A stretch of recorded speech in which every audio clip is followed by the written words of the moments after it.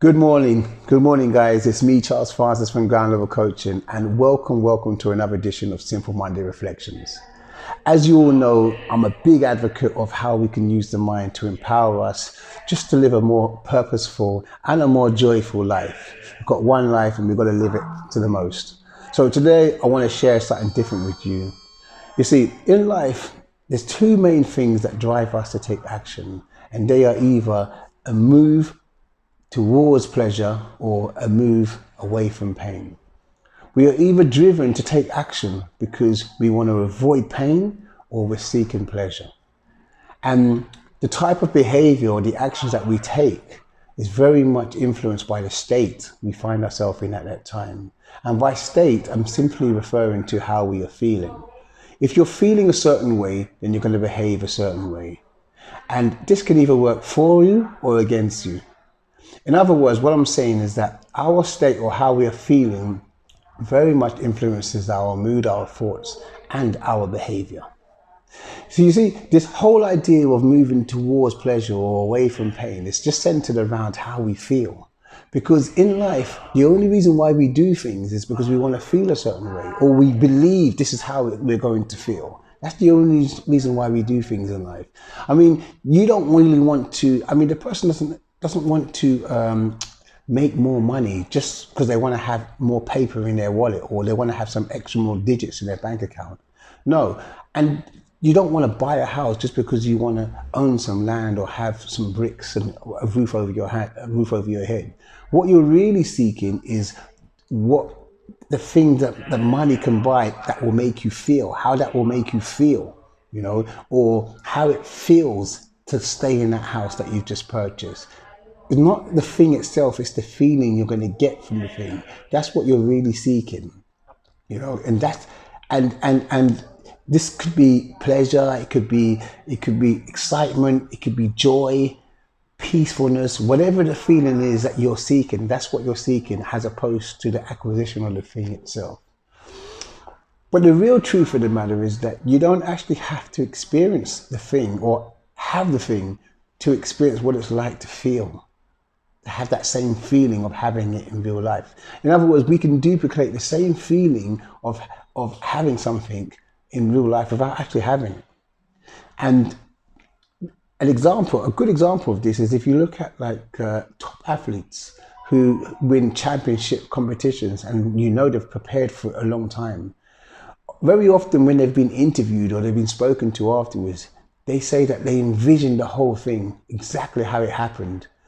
They played it all out in their mind exactly, and it turned out exactly how they happened, even to the celebration, even to the end, to the celebration part of it. So much so that very often, immediately after they win, it hasn't actually dawned on them that they've actually won because they've already seen it in their mind. It's only when they come down, so to speak, then they realize the magnitude of what's happened and the fact that they've actually won a championship competition.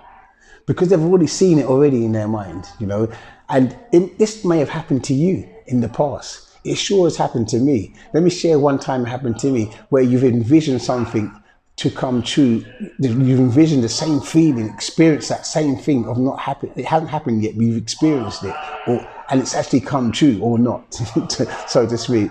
Let me share one time with you. I remember there was a time when I'd finished a hard training session and I knew the next morning was going to be my morning run. And because I was so tired from this hard session, I just kept on telling myself, this session's going to be hard, it's going to be hard. And I was moaning to myself and complaining that my next morning run is going to be so hard for me. And I kept on saying it up until I went to sleep. And unbeknownst to me, it must have told my mind, and my mind has told my body, because guess what happened? The next morning, that was the hardest run I've had up to date. That was the hardest run. What I normally do with ease, I had to make 3 stops. I was absolutely wrecked. And granted, some of it was due to me being fatigued from the night before, but most of it, and I echo, most of it was because I told my mind it was going to be hard. And my mind told my body. And so it was. And the reason why I say this is because let me share with you an opposite scenario that happened to me when I decided I was going to run a half marathon. I'd only run 10K up until that point. I'd only run a 10K, but I just decided I was going to run a half marathon. I knew it was going to be difficult. I had no idea what it was going to be like, but I just knew it was going to be difficult. But I was adamant. I kept telling myself, I can do it, I can do it. For the whole day, I was telling myself, you can do it, Charlie, you can do it, Charlie. I even went one step further. I put my running gear at the door, so I knew I was going to do it. And then when I went to sleep that night, I envisioned the whole run from the start to the end. In my mind, I played out that whole route that I was going to run. I saw the shops that I was going to pass. I saw the road junctions. I saw, I saw everything that was going. I saw some cars passing me. I even saw how I was feeling in the start, in the middle, and in the end of the run. And guess what happened? I ran that half marathon in 2 hours, and I felt absolutely fine. I remember when I was running halfway through, I was getting to junctions and places, and I was smiling to myself because I'd already been there. I'd already been there in my mind. So this was just, it was inevitable. It was just happening. I'd been there already. And it's just a lovely feeling. And this is just an example, guys. I'm just sharing with you examples of how we can use the mind to acquire the same feelings of the things that we don't yet have, but we're seeking. And not only is it going to give you the same feeling of that joy or that peace or whatever you're seeking, but it's also going to help you, and it's going to encourage the body to know that it's capable of doing it. So it's supporting it in that endeavor of actually achieving it. It's a game changer when you start to use your mind to work for you and in line with your body. It totally transforms everything in your life. And so here's a question. How are you using your mind then to support you in getting the same feelings of some of the things that you want in life but you don't yet have? Or how are you using your mind to just to support you in achieving those things by acquiring those feelings? Because you don't have to wait. Like I say, here's the deal. You don't have to wait to have it, to experience how it's like to feel to have it. If it's the feeling that you're seeking, you don't have to wait to have it to feel that. You can feel it in your mind's eye first.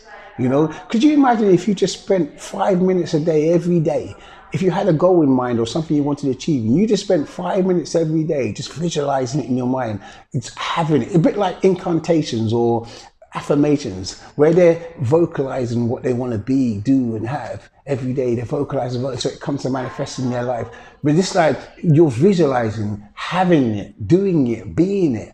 You visualize it like it's really there, seeing what you see, hearing what you hear, feeling how it feels right now to actually do the thing that you want. And you've already got it. Can you imagine how powerful that is? If what it's doing, your mind is commanding. You're sending messages to your mind that eventually it's commanding it. It's got no other alternative but to listen. It has to listen, and then it commands the body, and then it follows suit. It follows suit. The body starts to follow suit. Now, I'm not talking about just thinking things into it. You don't just think things and do nothing. That's delusional. If you're going to think, just think, you're going to think something into existence and do nothing. No, you have to take action. But what I am saying is if you think something and you take action, combination together is a game changer. The combination together is such a super powerful tool. Because here's the deal, guys. Everything you do in life is processed in your mind first. Everything you have and you've experienced in your life, the world as you see it, you have to process it in your mind first. So your mind reflects how you see the world. So your mind reflects how you feel about things. So you can manipulate that process. It's up to you. You can manipulate that process and tell your mind how to feel. Put things in your mind. Your mind can't tell what's real and what's not real. It just focuses on what's put forth in front of it. So you can start putting in front of it how you want to be. Even if you're not there yet, just put it in your mind how you want to be. Experience it, feel it, and then let that come over you. And then let that support you in the endeavor of you achieving it or seeking to achieve it in real life. And the reason why I say it's so powerful, because if you ask people who set goals, who write goals, if you ask them about their goals, some of them are going to look back in 1, 2, 4 years from now, and they look back and say, oh, I achieved that. Oh, I achieved that. And they're looking back all these goals, got that. They didn't even realize it at the time. It's because they put their mind on it. They visualized it. They knew they were going to get it. And this is just another tool to add to your, your toolbox. When you're seeking your goals, you've got the affirmation, you've got goal setting and all that. But just now, you've got to start to add the visualization part. Use your mind to experience those feelings before you even have it. Because the world as you see it is processed through your mind. So use it.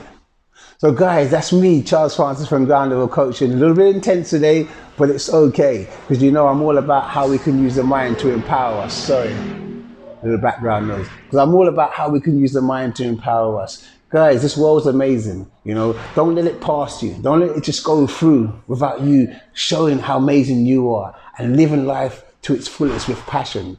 Live life with passion. Be the best you can be. You're amazing just like the world. And go and do your best. Peace, I'm out. Have a fantastic day.